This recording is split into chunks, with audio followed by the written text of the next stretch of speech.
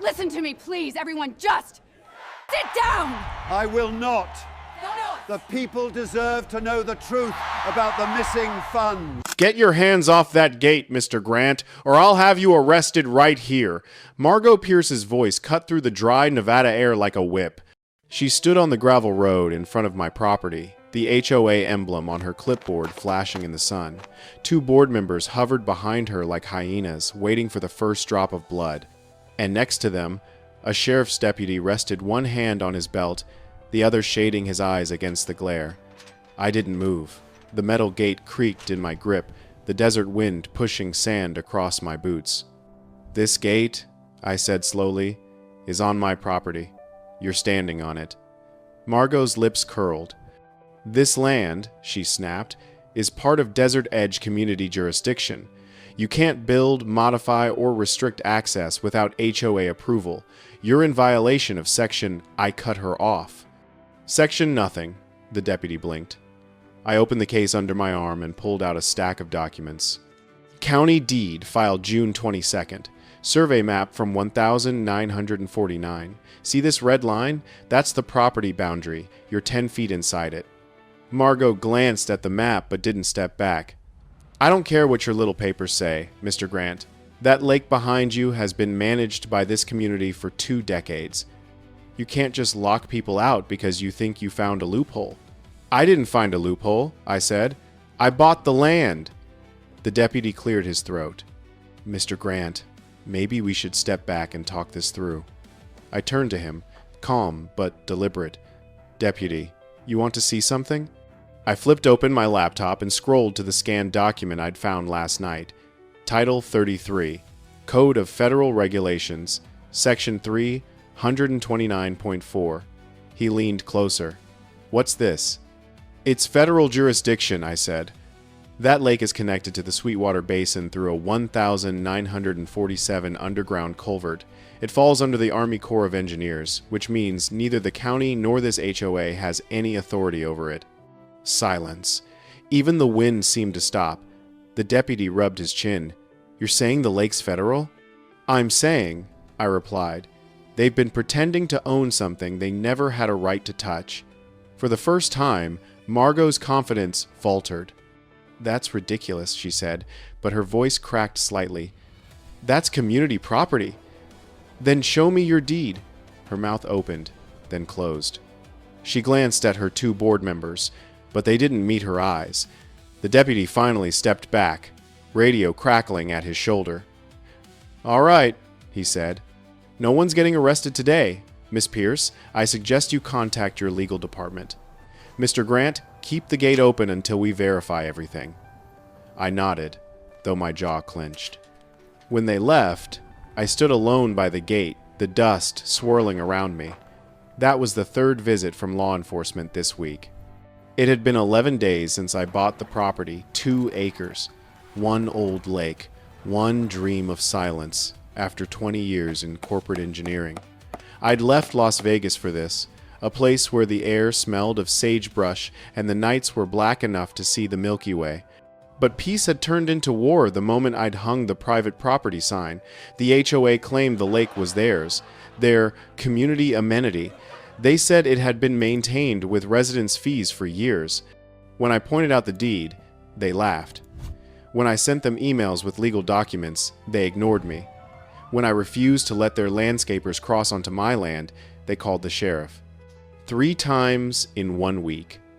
I wasn't new to confrontation. 20 years designing structural systems had taught me that mistakes cost lives, and that the loudest person in the room was rarely the smartest.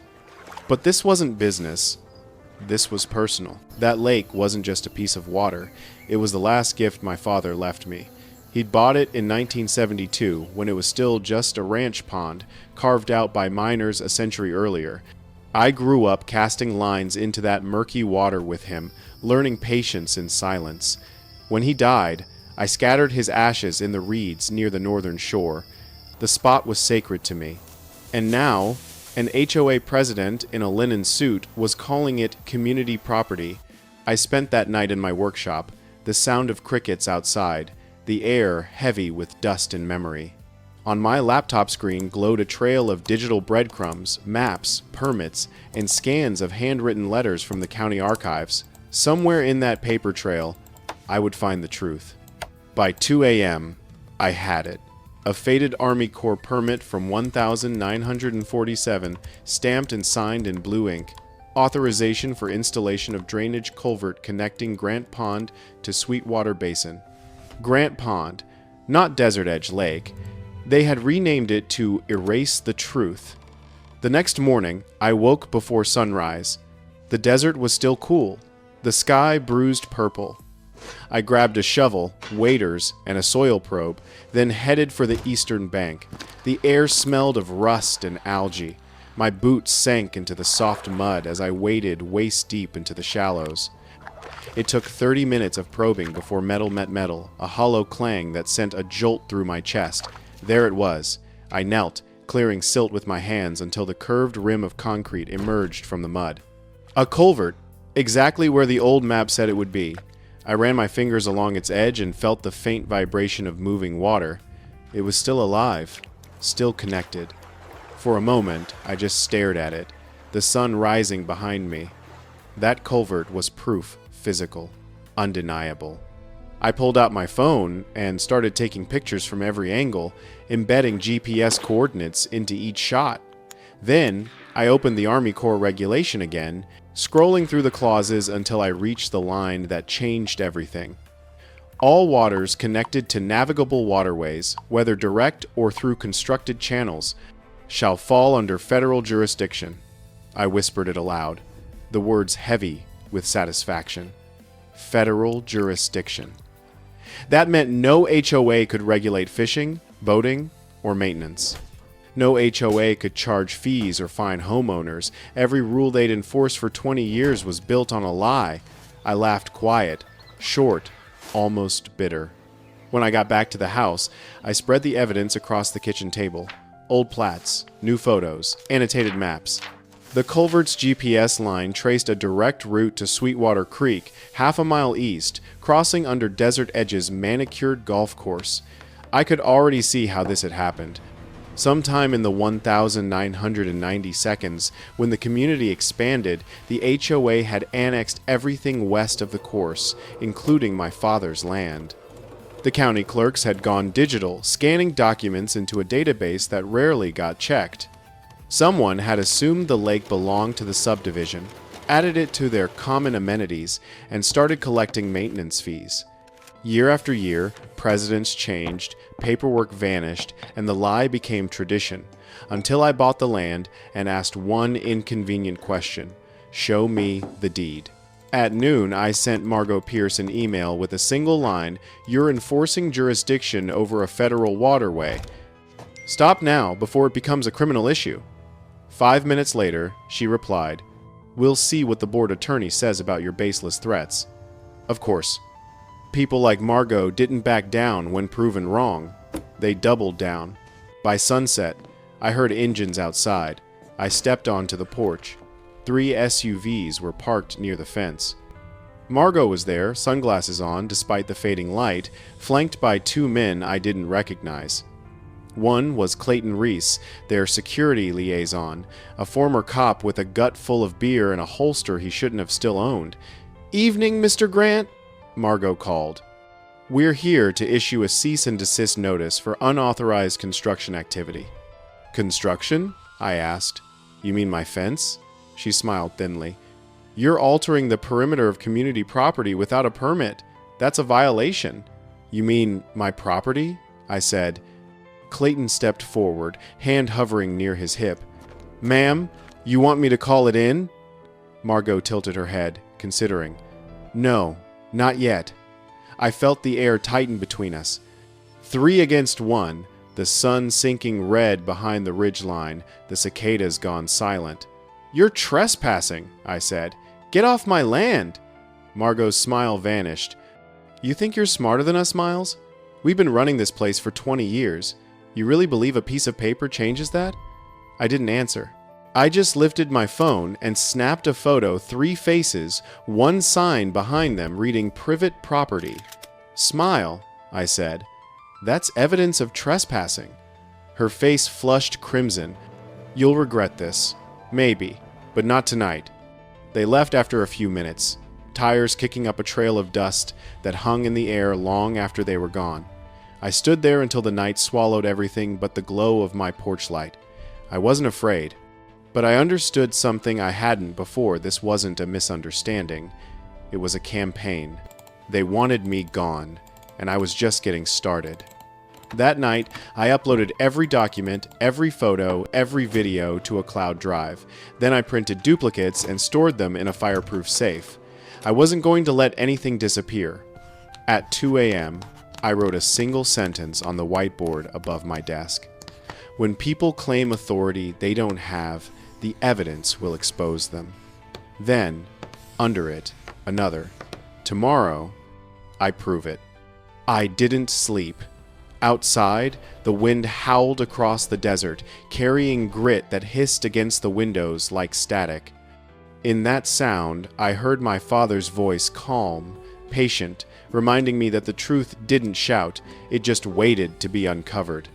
When dawn broke, I stepped out onto the porch, coffee steaming in my hand, the lake gleaming silver in the light. They thought they could bury the truth under 20 years of paperwork and arrogance. They were about to learn I build structures that don't collapse. The first sign that Margot was panicking came the next morning, a white envelope taped to my fence, fluttering in the desert wind like a surrender flag that didn't know which side it was on. I tore it open. Inside was a letterhead marked Desert Edge Homeowners Association, legal notice. The words were all uppercase, bold, and desperate. Cease and desist. You are hereby ordered to halt all activity concerning the restricted lake property known as Desert Edge Lake until further review by the Board of Compliance and Safety. Continued interference will be considered obstruction of community governance and trespass under Nevada Civil Code Section 41.515. I read it twice, then laughed. Trespass. On my own land. The arrogance was stunning, but I wasn't surprised. When power starts to crumble, people like Margot don't admit defeat. They grab whatever scraps of authority they can find and throw them like stones. I folded the letter, slipped it into my file folder, and walked back to the house. That's when I saw the drone. Small, black, humming 20 feet above the lake. Its red light blinked, a little eye staring down at me. I raised my hand to block the glare. The drone dipped lower, adjusted, and hovered directly over my dock. Someone was filming me. I grabbed my phone, opened the security app, and checked the feeds. The new motion sensors I'd installed last week were live 4 angles around the property, each one capturing the same thing. That drone circling like a vulture. I smiled grimly. "All right, Margot," I muttered. "You want evidence? Let's make a movie." I spent the rest of the morning compiling everything. The photos of the culvert, the Army Corps permit, the federal code, the emails, the police visit reports, and now the drone footage. By noon, I had a 73-page dossier labeled Desert Edge Unauthorized Jurisdiction and Harassment Log. When you've spent 2 decades in engineering, you learn that documentation is both sword and shield. I wasn't just defending myself anymore. I was building a case. At 2 p.m., my phone rang. Unknown number. I answered. Miles Grant. A woman's voice, firm, cool, government flat. "Mr. Grant, this is Deputy Field Officer Rachel Kerr from the Army Corps of Engineers. We received your jurisdictional inquiry and supporting documents." My heart steadied.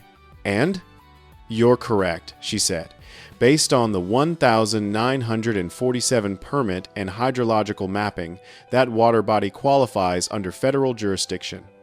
We'll be sending a cease and desist order to the Desert Edge HOA within 48 hours. You'll receive a copy by mail." For a second, I couldn't speak. All the tension of the last week seemed to drop out of my body. "Thank you," I managed. "One more thing," she added. "If they've been applying chemicals or performing maintenance on the lake, that could constitute a Clean Water Act violation. We'll need to investigate. Are you willing to cooperate with our Environmental Enforcement Division?" "Absolutely." "Good. Keep records of everything. Do not confront them directly until we conclude the investigation." I hung up, smiling for the first time in days. Then I looked out the window and froze. Margot's SUV was parked by the gate again. I walked outside, phone recording in my pocket. "Morning," I said. She stood with her arms crossed, sunglasses hiding her eyes. "You think you've won something, don't you?" "I don't think," I said. "I know." Her smile was all venom. "You made a mistake, Mr. Grant. You don't understand how things work here." "I understand exactly how things work," I replied.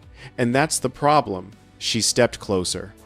"You think a few papers will stop us? You're not fighting a person. You're fighting an institution.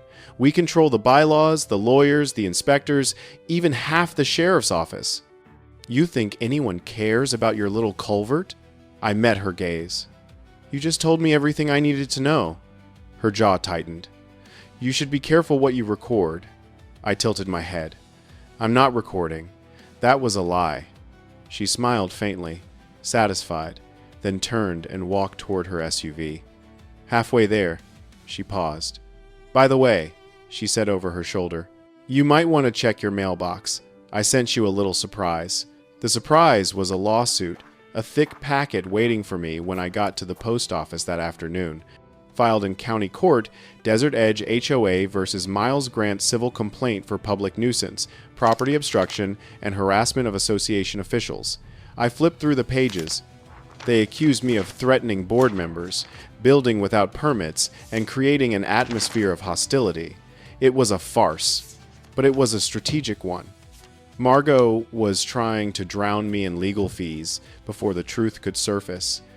I called the one person I trusted with paperwork, that sharp Rick Dalton, my old college roommate turned property law attorney in Carson City. He picked up on the third ring. "Miles, damn, it's been years. You sound like a man sitting on a hornet's nest. Try an HOA with delusions of royalty," I said. "Ah, the worst kind of monarchy." I filled him in. The property, the lake, the culvert, the harassment. When I finished, there was a long pause. "You've got them cornered," he said finally. "But they're going to hit back harder before they go down." "They already have." "All right," he said. "Email me everything. I'll file a response to the lawsuit and a counterclaim for harassment and fraud. You're not alone in this," I exhaled. For the first time in days, I felt a little less like a man fighting shadows. That night, the desert felt different, heavier, quieter, like the air itself was holding its breath. I sat by the lake, the surface glassy under a full moon, my father's ashes somewhere in the depths below. I thought about how much had changed since he'd bought this land, how people now lived behind walls of bureaucracy and fake authority, mistaking control for safety. He used to tell me, "The land remembers who owns it, son. You just have to listen long enough." I was listening now. A sound broke the silence, tires crunching on gravel. Headlights cut through the dark, bouncing across the fence line. I stood, heart pounding. A truck stopped 50 yards away, 2 silhouettes inside. The engine idled, then click. Headlights off. They just sat there, watching. I reached into my pocket and hit record again. 5 minutes passed. 10. Then the truck reversed slowly, taillights glowing red in the dust, and disappeared down the road. I stayed there another hour, watching the horizon. Something told me that wasn't the last visit I'd get tonight. By morning, my instincts were right. The tire tracks were still fresh, cutting deep into the sand near the access road. My mailbox had been ripped open, the metal bent back like a peeled can. Inside was a single photograph, black and white, printed on glossy paper. It showed me, standing by the lake last night. Someone had taken it from the tree line. No note, no signature, just a photo. I stood there for a long time, the desert sun climbing behind me, the wind whistling through the torn metal of the box. This wasn't intimidation anymore. This was surveillance. They wanted me scared. Instead, they just convinced me to dig deeper. At noon, I drove into town and met Rick at a diner off Highway 50. The place smelled like burnt coffee and fryer grease. He flipped through the HOA's lawsuit, his brow furrowing. Classic intimidation tactic, he said. They're bluffing. These claims won't hold up. But he looked up. They're desperate.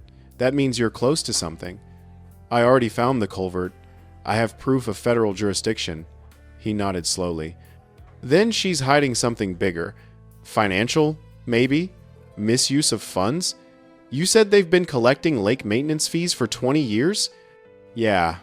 About 200 homes, $100 a year. Rick did. Quick math. That's 400 grand. If there's no legitimate spending, that's embezzlement. I leaned back. How do we prove it? He smiled. We make them prove it themselves. That evening, I drafted an official request under Nevada's Community Transparency Act, Section 11B, the law requiring HOA boards to provide financial records to any resident upon written request. I sent it certified mail to Margot's office with a signature receipt.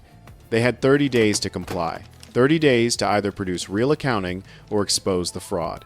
But Margot wasn't going to wait that long, because 2 nights later, my security camera caught something far worse. The alert came at 12:37 a.m. I opened the app, expecting another prowler or a raccoon. What I saw made my blood run cold. 3 figures, dark clothes, flashlights moving along the western fence line. One carried a canister, another a long object that looked like a crowbar. I zoomed in. The canister glinted silver under the moonlight. Gasoline. They were going to burn me out. I called the sheriff immediately, voice calm but sharp. This is Miles Grant, Desert Edge Road. 3 trespassers on my property with gasoline and tools. Cameras recording. The dispatcher stayed on the line. Sirens wailed in the distance 5 minutes later. When the cruisers pulled up, their headlights caught the figures mid-run, scattering into the desert scrub. 2 escaped. 1 didn't. They tackled him 20 yards from my gate, Clayton Reese, the HOA's so-called security liaison. The deputy found the gas can in his truck bed. His excuse was pathetic. Just checking the property for safety concerns. I watched from my porch as they cuffed him, his face red and sweaty under the floodlights. Margot's empire was cracking. The next morning, I emailed the footage to Rick, the Army Corps, and the sheriff's office. The response from Officer Kerr was swift and surgical. Mr. Grant, this confirms an active obstruction of federal jurisdiction and potential criminal conspiracy. Please refrain from further confrontation. Our legal team will coordinate with the county prosecutor. By evening, word had spread through Desert Edge. The HOA board had been served a federal cease and desist order, freezing all lake-related activity pending investigation. Margot's SUV was gone from her driveway. Her porch light stayed off. But I wasn't celebrating yet. People like her didn't vanish. They regrouped, and I could feel it, the quiet before the next strike. 3 days later, I got a message from an unknown number. No text, just a link. Against my better judgment, I opened it. A video loaded shaky, handheld footage taken from inside a car. The camera zoomed in on my property, my lake, my house, then on me, standing on the porch drinking coffee. A voice off screen said, "Tick-tock, Grant, you don't own what you think you do." The screen went black. I sat there, phone still in my hand, pulse hammering in my ears. They weren't just fighting for control anymore, they were fighting for survival. And I'd just declared war on the Queen of Desert Edge. When the sheriff's cruiser disappeared down the highway that night, I thought maybe, just maybe, the worst was behind me. I was wrong. Margot Pierce didn't retreat. She reloaded. By the next morning, flyers had been stapled to every telephone pole from the subdivision to the highway. Warning, dangerous individual, Miles Grant. Each flyer had my photo pulled from a security camera still, probably leaked by someone at the HOA office. The text accused me of aggressive behavior, threatening community officials, and attempting to sabotage local infrastructure. I stood at the end of the dusty road, staring at one of those flyers flapping in the wind, my own face looking back at me, labeled dangerous. So this was her next move, turn the neighbors against me before the law could reach her. But what Margot didn't realize was that the one thing more powerful than fear was proof, and I had more of it than she could imagine. That afternoon, Rick called from Carson City. "She's going public," he said before I could speak.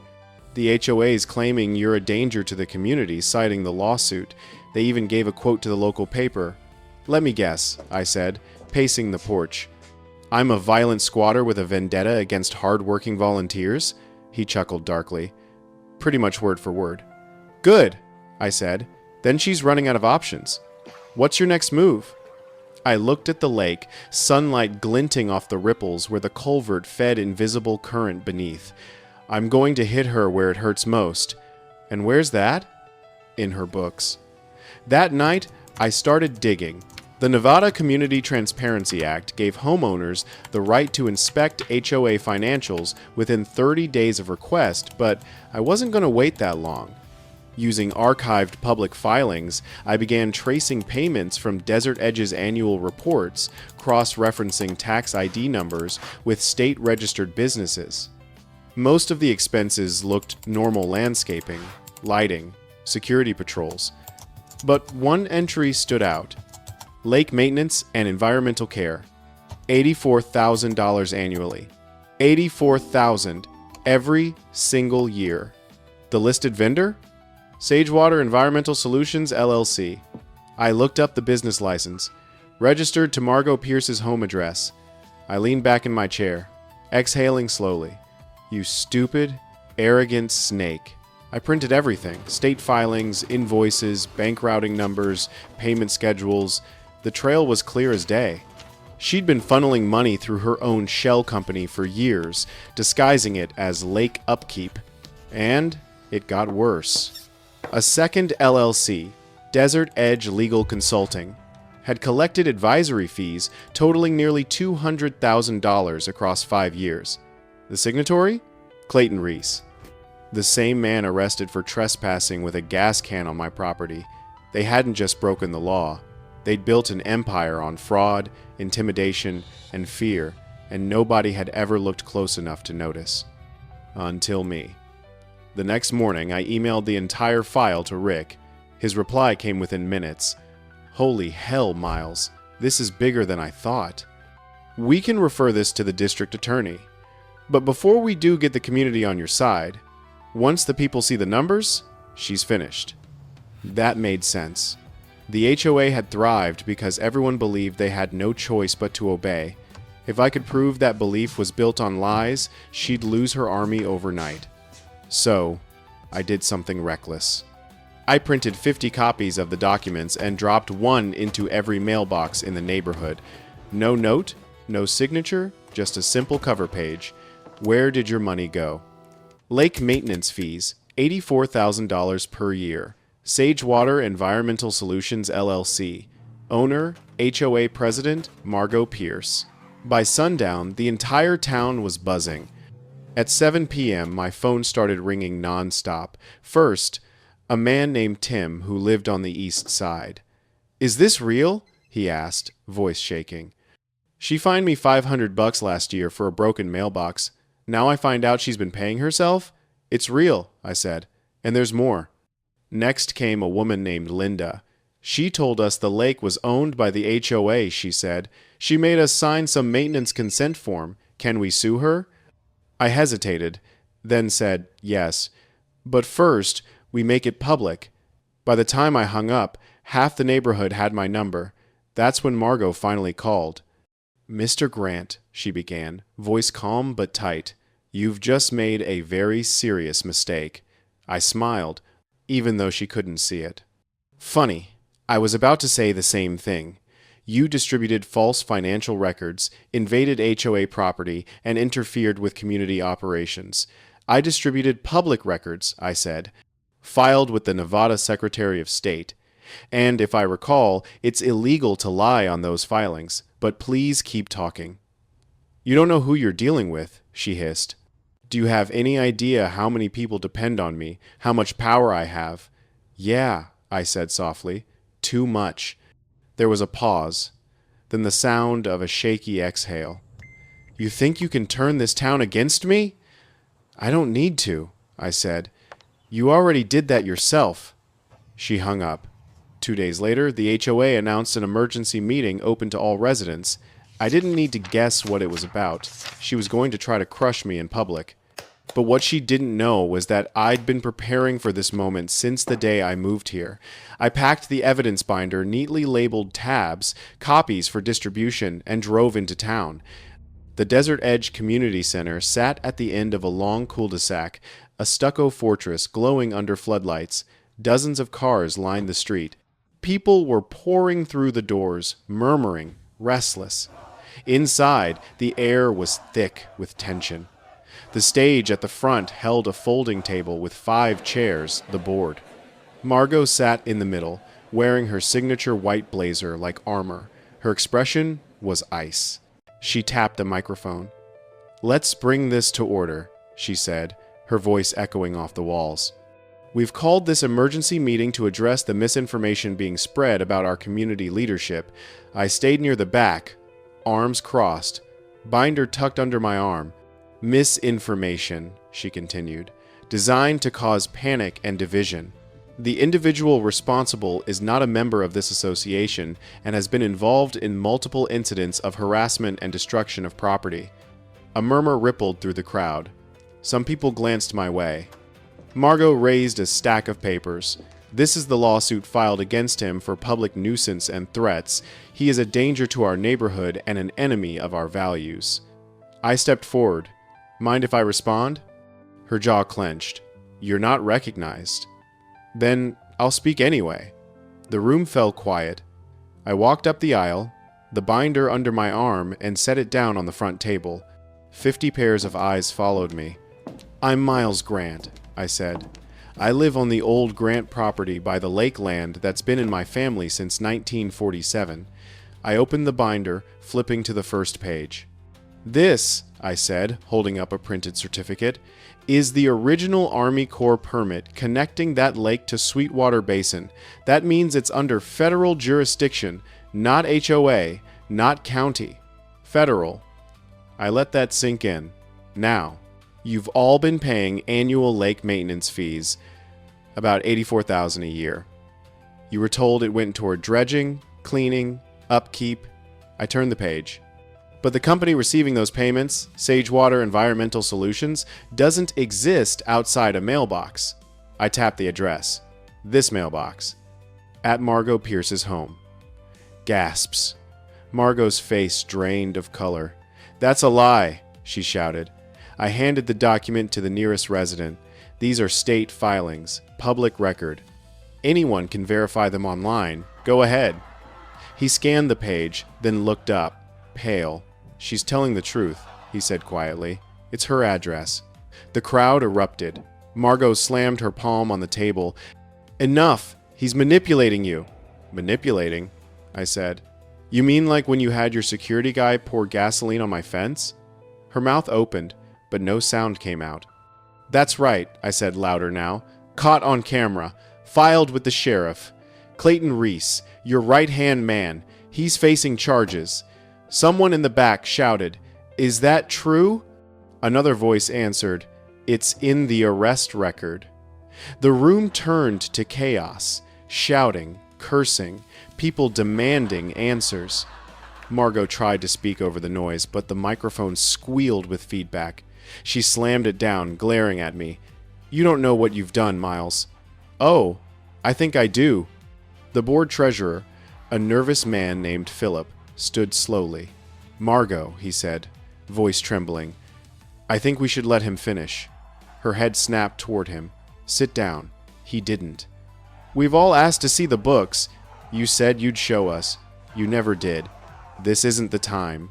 "Then when is the time?" he demanded. "Because if he's right, you've been lying to all of us." Margot's control was slipping. The crowd wasn't a crowd anymore, it was a storm. I pulled one last sheet from the binder and slid it across the table.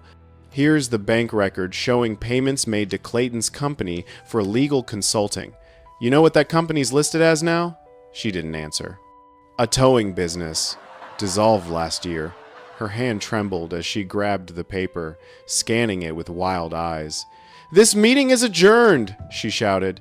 "Everyone out!" But nobody moved. Philip took the microphone. "I call for a motion to suspend President Pierce pending investigation." Hands shot up across the room, dozens of them. All in favor?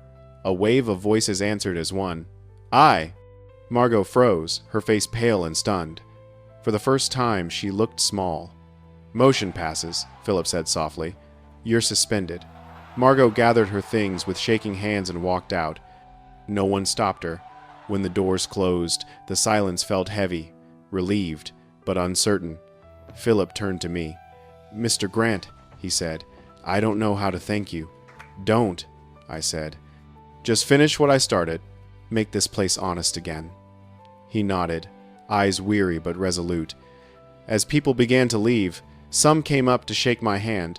Others just nodded quietly, guilt and gratitude mixing in their faces. When I stepped outside, the desert air hit me like cool water. The night sky stretched infinite, scattered with stars. It was over, or so I thought. Because as I reached my truck, I noticed something on the windshield. A single envelope, sealed in red wax. Inside was one sentence written in neat, deliberate handwriting. "You exposed the wrong person, Miles." The lake was never hers to steal, it was ours to hide. And just like that, I realized Margot had been a pawn. The real game had only begun. The letter sat in my hand for a long time, short, neat, written in black ink, on thick paper, almost ceremonial. "You exposed the wrong person, Miles. The lake was never hers to steal, it was ours to hide." For a moment, I thought it was a bluff, just another scare tactic. But the way it was phrased, "ours to hide," stuck like a splinter in my brain. Hide what? I slipped the letter into a plastic sleeve, grabbed my flashlight, and walked down toward the lake. The desert was quiet, too quiet, like the air itself was holding its breath. My boots crunched against gravel and dry brush. The moon hung low and orange, reflecting off the surface of the water like a sheet of tarnished metal. Halfway down the path, something gleamed at the edge of the reeds, a metallic glint that didn't belong. I crouched, swept the light across the mud, and found it. A small metal disc, half buried in silt, about the size of a coin. When I picked it up, the world seemed to tilt. It wasn't a coin. It was a tag, stamped in faded letters, U.S. Bureau of Reclamation, survey marker, 1952. I felt the chill crawl up my spine. If the Bureau had surveyed this land, it meant something else had been here long before the HOA, something federal, maybe military, maybe worse. The letter wasn't a warning, it was a confession. The next morning, I drove into town and parked in front of the county archives. The clerk, a woman in her 60s with half-moon glasses, recognized me immediately. "Mr. Grant," she said warily, "the HOA's been quite the topic around here lately." I gave a tired smile. "Yeah, seems I'm their favorite villain," she chuckled. Villains usually don't bring donuts for the staff. That earned me a small smile and a little help. "I'm looking for any historical records of this land," I said. "Specifically around the lake. Construction, mining, anything federal." Her brow furrowed. "That's going way back. You'll need the deep archives." I followed her through a locked door into a chilled, dimly lit room stacked with gray boxes. Dust hung in the air like ghosts. She pulled a logbook from a shelf and ran her finger down a column. Grant parcel. Sweetwater Basin connection. Ah, here. She slid a folder across the counter. The cover read, "Sweetwater Subsurface Storage Project, decommissioned 1955. I opened it, and my breath caught. Blueprints, maps, engineering notes. The entire area beneath my land, beneath the lake, had once been part of a Cold War-era groundwater storage system designed to supply emergency water to nearby air bases. But one page stood out. A red stamp. Restricted. Project Archive sealed. 1961. And at the bottom, a note scribbled in pencil. Pipeline rerouted to substation east of Grant property. Access through maintenance shaft marked S47. Maintenance shaft? I closed the folder slowly. If that shaft still existed, then the HOA hadn't just stolen land. They'd built their community right over a forgotten piece of federal infrastructure. And if they knew that, if they were using it, the fraud was just the surface of something much deeper. I called Rick as soon as I got back to the truck. "You sitting down?" I asked. "Jesus, Miles, what now?" I told him everything. The tag, the maps, the storage system. He went quiet for a long moment. "Then, you realize what that means, right? If they built over federal property, that's criminal. Interstate jurisdiction, EPA, Homeland Security, even the Army Corps could step in." "Yeah," I said, "and whoever sent that letter doesn't want that to happen. Then you need to get out of there for a while." But I couldn't. Not now. This land wasn't just mine, it was a crime scene. That night, I went looking for the shaft. The old survey map from the folder showed the entrance about 200 yards east of the lake, near the scrubby ridge that marked the property line. I hiked there under moonlight, flashlight slicing through the darkness. After 20 minutes of searching, I saw it a square of concrete, half covered in sand, with a rusted metal hatch bolted shut. Barely visible on the corner was a number, S47. My pulse quickened. I brushed the sand away and pried at the latch until it popped. The metal groaned like something waking from a long sleep. The smell that came out was old oil, damp concrete, and dust. I lowered myself down the narrow ladder into the dark. The tunnel below was cold, lined with corroded pipes and flickering light bulbs that hadn't seen power in decades. My footsteps echoed. Halfway down the passage, I found a control panel.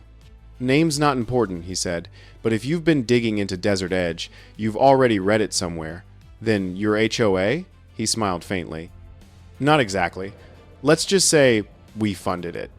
He stepped closer, the light catching a badge on his belt. "State Infrastructure Commission." I stared. "Your government," he shrugged. "Retired. But some of my projects never stopped running." "What projects?" He looked around the tunnel, almost nostalgic. "Sweetwater subsurface storage. Cold War relic. Nobody remembers it exists, except people like me. And Margot." I took a step back. "So she worked for you?" He chuckled. "She worked for herself, but she was useful. We needed a cover, a legal entity, to control the land without drawing attention. She thought it was about development. She never asked what was under it." "And what is under it?" I demanded. He tilted his head. "Something that keeps the right people rich and the wrong people quiet." My pulse thundered. "You built the HOA to cover this up?" "I built a lot of things," he said softly. "And I'm not about to let one retired engineer unravel them." There was a click, subtle, metallic. He was holding a gun. "Walk," he said. I raised my hands, stepping backward toward the ladder. The beam of my flashlight trembled on the wall. "You don't have to do this," I said. "You can walk away. Let the feds handle it." He smiled faintly. "That's the problem, Miles. The feds already handled it. They just buried it." He motioned toward the ladder. "Climb." I took one slow step, then another. My mind was racing, calculating distances, angles, possibilities. He followed, close behind, gun steady. When I reached the top, I pushed the hatch open, and in that moment, the desert wind screamed across the ridge, slamming the metal lid into his wrist. He cursed, the gun clattering onto the concrete. I didn't hesitate. I grabbed the nearest rock and swung. The sound was dull and final. He dropped, motionless. For a second, I just stood there, chest heaving, the gun at my feet, the moon cold above me. Then I picked it up, wiped my fingerprints from the rock, and called Rick. He answered groggily. "Miles? What?" "I need you to call the sheriff. Tell them I found someone trespassing on my property. He's armed, possibly injured. I'm at the ridge by the lake. Jesus Christ, Miles. Just do it." I hung up. When the deputies arrived 20 minutes later, the man was gone. All that was left was a dark smear on the concrete and a trail of footprints leading back toward the desert road. The next morning, two things happened. First, the local paper ran a headline, "Desert Edge HOA President Resigns Amid Federal Investigation." Second, I handed him a folder, photos from the tunnel, the control panel, the footprints. This is bigger. They've been using that underground system to divert water federal supply into private development contracts.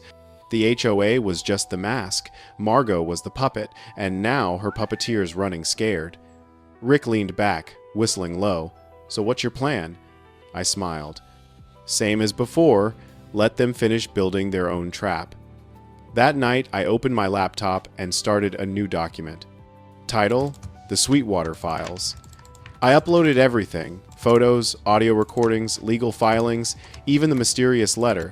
Then I wrote one final note at the top. If anything happens to me, release this to every media outlet and law enforcement agency in the country. Then I hit upload. The files synced to 3 different encrypted clouds. When I was done, I leaned back and stared at the reflection of the lake through the window. Still dark, endless. They thought they could drown the truth, but water remembers. It always finds its way back to the surface. 2 days later, the FBI showed up. 2 agents, black SUVs, polite but sharp. "Mr. Grant," one said, flashing a badge. "We need to ask about your connection to a restricted facility beneath your property." I played dumb. "You mean the HOA fraud?" They didn't smile. "We mean the facility." I hesitated, just long enough to seem innocent. "I don't know what you're talking about." The taller agent slid a photo across the table, the man from the tunnel, his face bruised but alive. "Do you know this man?" I shook my head. "Never seen him." They exchanged glances. "Be careful, Mr. Grant," the taller one said finally. "You're standing on ground that a lot of people would kill to own." I met his eyes. They already tried. They left without another word. That night, as I stood by the lake, I heard it again, the low hum beneath the surface. Faint, but steady. Machinery.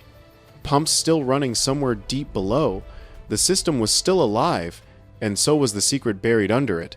I stared out across the water, my reflection rippling under the moonlight.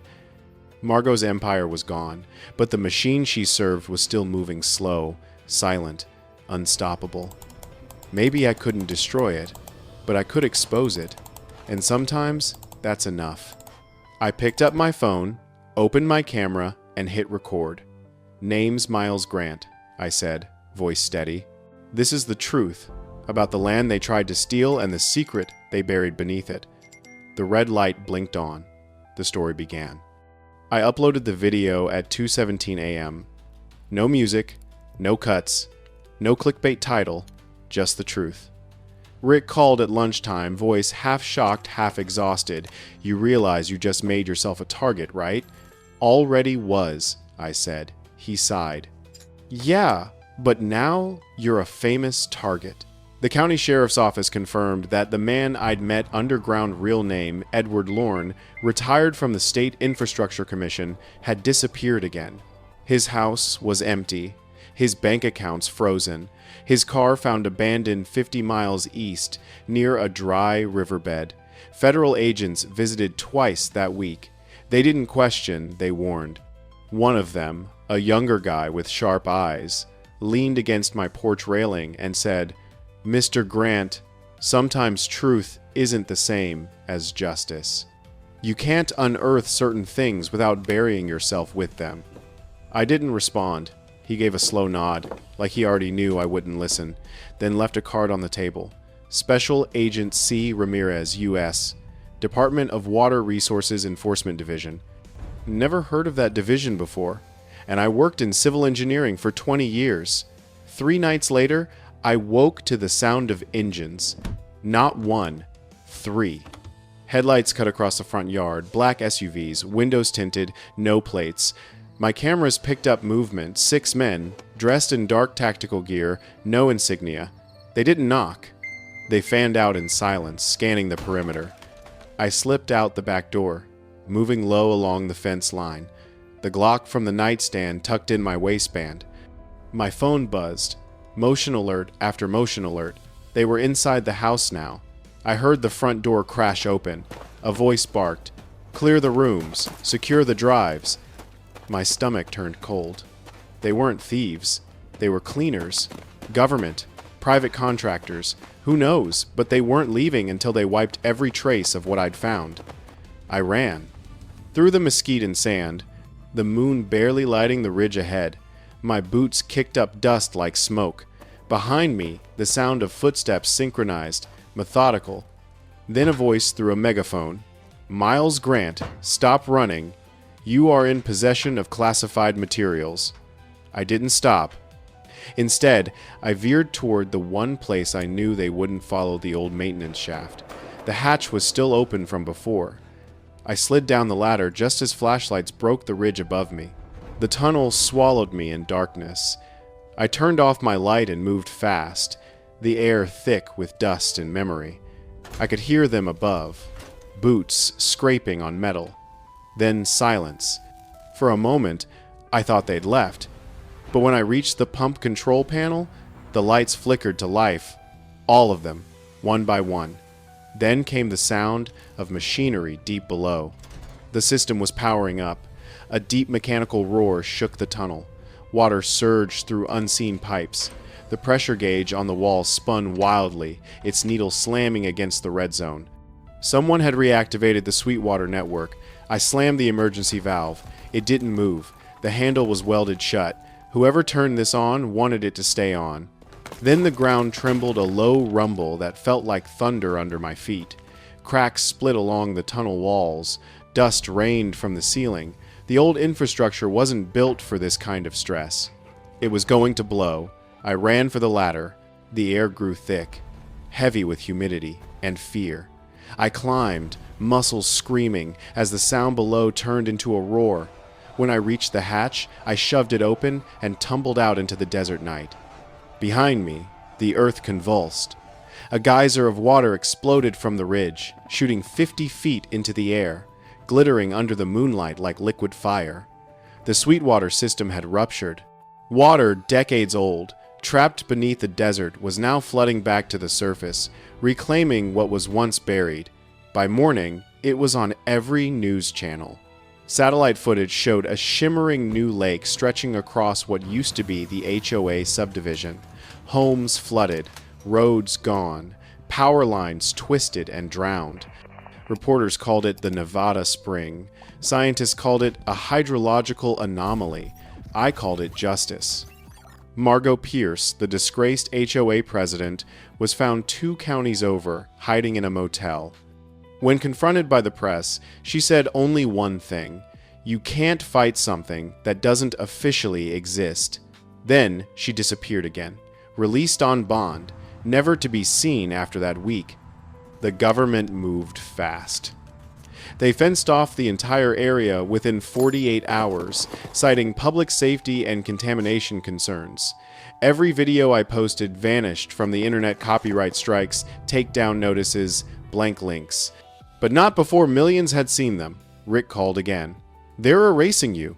Miles, wiping your trail clean." I laughed softly. "Then they'll have to erase everyone who shared it too." He paused. "You think that'll stop them?" "No," I said, "but it'll slow them down." I left Desert Edge a week later. I sold what was left of my land to the county for $1 on the condition that it never be developed again. They didn't argue.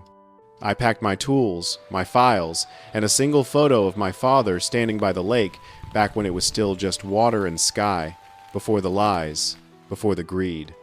I drove north, past the mountains, past the towns that still had clean water and clear skies. Some nights I'd stop at motels and see my face on TV always blurred, always framed as the alleged whistleblower.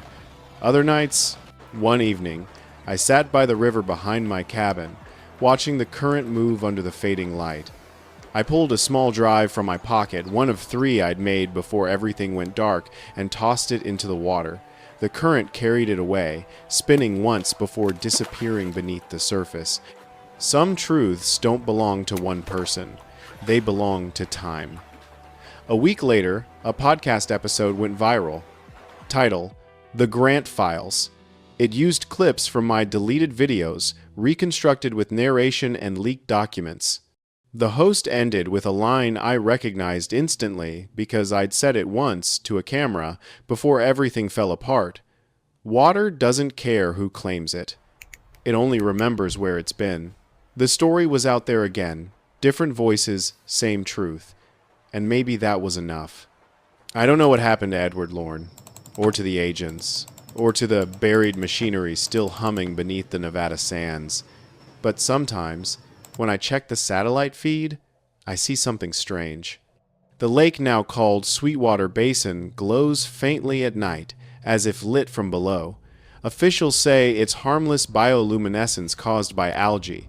I know better.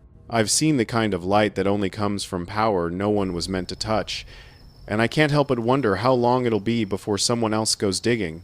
For now, I live quietly. I fix boats, repair irrigation pumps, and try not to look over my shoulder too often.